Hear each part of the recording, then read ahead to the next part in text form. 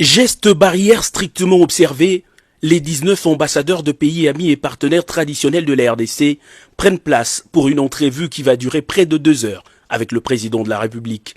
Ce qui sera décrit par ce diplomate associé à l'Union européenne et à la MONUSCO comme un moment de solidarité et d'appui sanitaire a aussi et très largement exploité l'aspect financier de l'assistance de ce groupe de partenaires à la crise sanitaire dans le pays.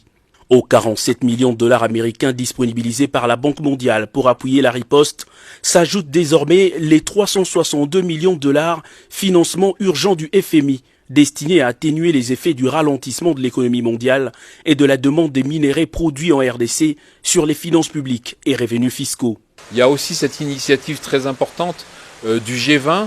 du FMI et de la Banque mondiale, qui est de mettre en place un moratoire sur le service de la dette des pays du G20, sur le service de la dette du FMI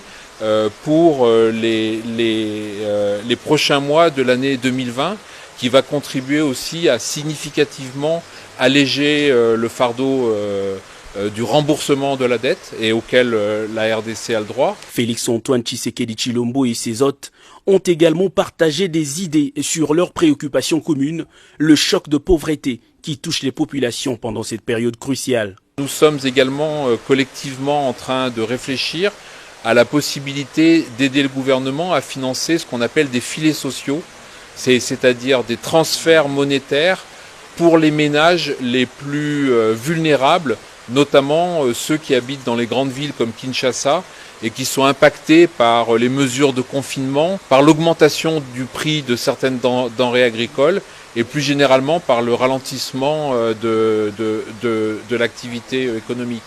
Le Premier ministre et quelques membres de son gouvernement, comme le gouverneur de la Banque centrale, ont également pris part à cette rencontre. Ils seront chargés chacun selon ses prérogatives de l'exécution des options levées.